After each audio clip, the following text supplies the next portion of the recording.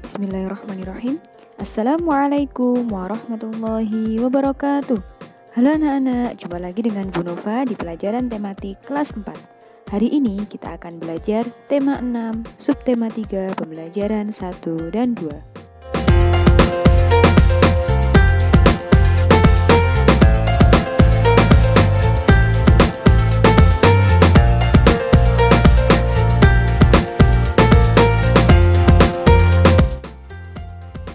Subtema 3, giat berusaha meraih cita-cita. Semua cita-cita membutuhkan usaha yang keras dan pantang menyerah. Bahkan, terkadang kamu harus melakukannya lebih keras dibandingkan orang lain. Sudahkah kamu menentukan cita-citamu? Tentunya kamu harus melakukan sesuatu untuk mencapai cita-cita tersebut, bukan? Anak-anak, coba kalian perhatikan gambar berikut ini. Nah, gambar ini menunjukkan Sungai Pesanggerahan yang ada di Jakarta. Kondisinya sangat kotor dulunya. Kemudian ada gambar lagi.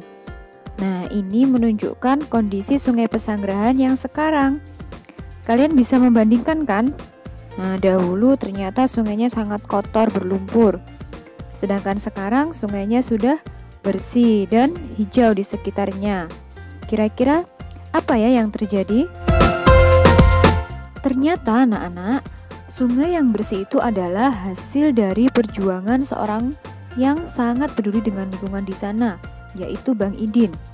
Kalian bisa membaca bacaan yang ada di halaman 113 untuk mengetahui bagaimana usaha Bang Idin untuk membuat Sungai Pesanggerahan itu menjadi bersih dan asri kembali. Setelah selesai membaca, ayo kita mengisi diagram yang ada di halaman 114 bersama-sama. Cita-cita Bang Idin, apa tadi cita-citanya? Iya, melihat Sungai Pesanggerahan yang bersih kembali.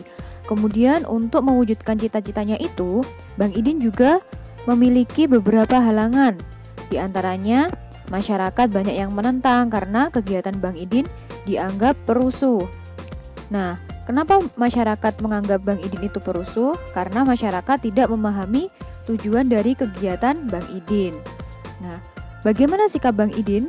Ternyata sikap Bang Idin itu dia tidak mudah marah, meskipun ditentang Bang Idin tidak marah dan tidak melakukan kekerasan. Bang Idin termasuk orang yang pekerja keras, sabar, dan memiliki tekad yang kuat, sehingga dia bisa mewujudkan cita-citanya. Nah, usaha yang dilakukan Bang Idin diantaranya adalah membersihkan sampah-sampah yang ada di sekitar sungai, kemudian menyadarkan masyarakat dan mengajak masyarakat untuk menanam pohon yang produktif sehingga Sungai Pesanggerahan kembali bersih dan asri. Jadi, bisa kita simpulkan bahwa kerja keras, kesabaran, tekad yang kuat, serta usaha yang konsisten atau terus-menerus akan dapat mewujudkan apa yang menjadi keinginan atau cita-cita kita di kemudian hari dan dapat bermanfaat untuk lingkungan sekitar kita. Nah, anak-anak, Bu Nova memiliki sebuah gambar yang bisa kalian lihat di sini. Pernahkah kalian menemui anak-anak yang bekerja menjadi pemulung seperti pada gambar ini? Pernahkah kalian berpikir, mengapa mereka bekerja di usia muda? Apa yang mereka lakukan? Apakah peran mereka di masyarakat? Dan tahukah kalian bahwa beberapa anak pemulung tetap bersekolah? Mereka memiliki cita-cita juga seperti kalian. Bahkan ada beberapa pemulung yang telah mencapai cita-citanya dengan gemilang. Anak-anak, ini ada kisah dari seorang anak yang bekerja keras dan berjuang untuk mewujudkan cita-citanya. Nah, jika tadi kita membahas Bang Idin untuk mewujudkan cita-citanya dalam mengembalikan keasrian dan kebersihan Sungai Pesanggerahan, sekarang Bu Nova ingin mengajak anak-anak untuk menyimak kisah dari seorang anak yang bernama Wahyu yang berjuang untuk terus bersekolah. Usaha dan perjuangan Wahyu dapat kalian baca di buku kalian halaman 120 ya. Setelah membaca, kita bisa melengkapi diagram yang ada di halaman 121. Apa cita-cita Wahyudin? Iya, cita-cita Wahyudin adalah melanjutkan untuk terus sekolah. Nah, halangan apa saja yang dihadapi oleh Wahyudin? Nah, apa anak-anak kira-kira? Iya, yang pertama, ia tidak memiliki biaya untuk terus melanjutkan sekolah. Karena apa? Karena orang tuanya bekerja sebagai buruh tani, jadi penghasilannya hanya sedikit. Dan juga Wahyudin memiliki banyak sekali saudara yang harus ditanggung dalam keluarga. Tapi bagaimana sikap Wahyudin? Iya, Wahyudin tetap bekerja keras dan memiliki tekad yang kuat. Ia juga pantang menyerah dan giat belajar.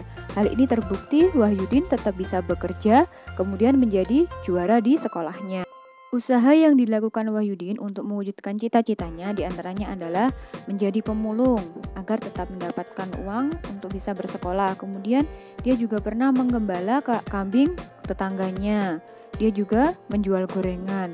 Dan saat SMA dia pernah menjalani 7 profesi pekerjaan. Nah, semua itu adalah usaha agar Wahyudin tetap bisa melanjutkan sekolah.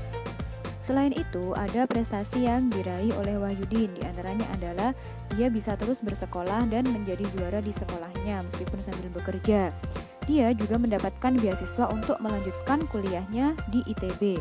Jadi anak-anak, dapat kita simpulkan ya bahwa tekad yang kuat dan usaha yang keras akan mewujudkan cita-cita atau sesuatu yang kita inginkan. Sikap Bang Idin dan Wahyudin tadi tentang kerja kerasnya dan tekadnya yang kuat dalam meraih cita-cita dapat kita tiru. Jadi Bu Nova berharap anak-anak juga terus bersemangat, tidak pantang menyerah dalam belajar, terutama untuk mewujudkan cita-cita kalian.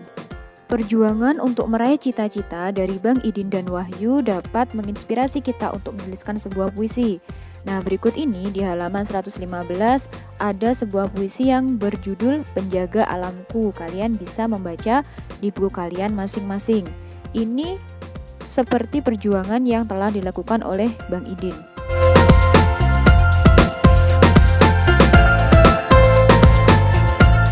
Anak-anak, agar sebuah puisi dapat tersampaikan ke pendengar dengan baik, kita harus membacanya dengan lantang dan jelas. Nah, deklamasi merupakan salah satu cara membacakan puisi tanpa menggunakan teks puisi. Biasanya orang yang mendeklamasikan puisi harus menghafalnya terlebih dahulu. Saat membaca puisi, biasanya kita memerlukan sedikit waktu untuk mengambil napas. Waktu untuk mengambil napas itu disebut dengan jeda.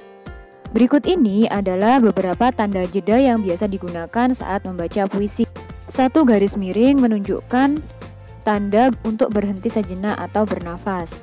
Nah, 2 garis miring menunjukkan tanda untuk berhenti agak lama.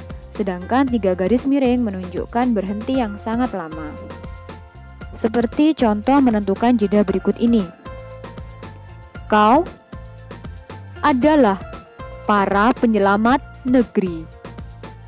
Anak-anak bisa belajar membaca puisi dengan memberi tanda jeda pada puisi yang terinspirasi dari perjuangan Wahyu berikut ini. Di buku kalian ada di halaman 122 yang berjudul Sahabatku Seorang Pemulung. Berikutnya kita akan belajar tentang sumber daya alam.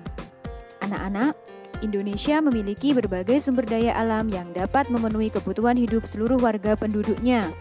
Nah, sumber daya alam ini ada sumber daya alam hayati dan sumber daya alam mineral. Sumber daya alam mineral adalah sumber daya alam yang tidak dapat diperbarui.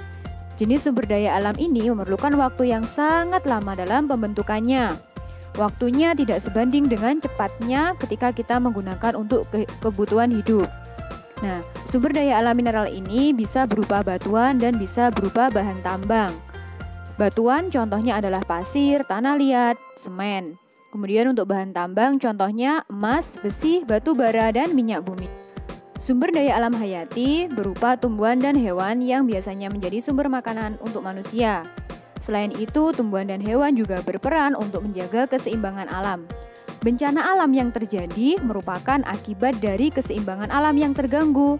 Contohnya banjir, bisa disebabkan karena sungai-sungai yang tidak dipelihara dan dijadikan tempat pembuangan sampah, kemudian penebangan hutan secara liar.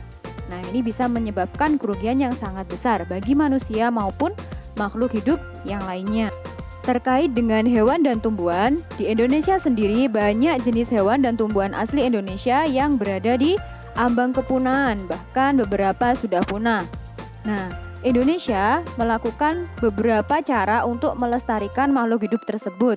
Di antaranya yang pertama, untuk pelestarian tumbuh-tumbuhan, ada upaya untuk membuat kebun koleksi, kemudian kebun plasma nutfah dan juga kebun botani.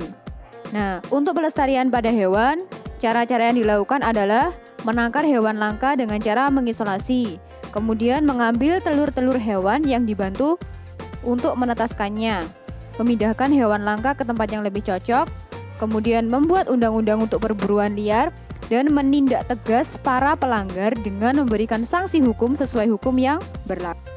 Alam dan sumber daya alam memang harus dijaga agar lestari. Semua orang dapat melakukan sesuatu untuk menjaga dan memeliharanya. Jika alam rusak, manusia dan makhluk hidup lainnya akan kehilangan tempat tinggal dan sumber kehidupan.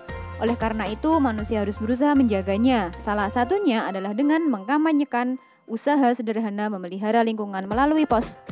Nah, tugas anak-anak sekarang adalah membuat sebuah poster tentang pelestarian sumber daya alam hayati, tumbuhan atau hewan. Anak-anak bisa memilih salah satu di antaranya ya. Silahkan dibuat sesuka hati kalian dan sekreatif mungkin. Anak-anak, selain menjaga kelestarian alam, ada beberapa usaha yang kita lakukan untuk mengurangi sampah. Di antaranya adalah memanfaatkan barang bekas yang tidak terpakai di lingkungan sekitar kita. Nah, salah satunya dengan mendaur ulang barang-barang bekas pakai yang berasal dari rumah untuk membuat sebuah karya seni rupa. Anak-anak masih ingat tentang karya seni rupa kolase? Iya, karya seni rupa kolase adalah karya seni yang menggunakan teknik untuk membuat karya seni rupa 2 dimensi dengan cara memotong dan menempel. Jadi, jika sebelumnya anak-anak sudah membuat kolase dari bahan alam, sekarang kita akan belajar membuat kolase dari bahan barang bekas. Berikut ini adalah langkah-langkah untuk membuat kolase dari barang bekas ya anak-anak. Caranya sama seperti membuat kolase seperti bahan alam sebelumnya yang sudah kalian praktekkan. Baik anak-anak, sekian pembelajaran hari ini. Semoga bermanfaat. Wassalamualaikum warahmatullahi wabarakatuh.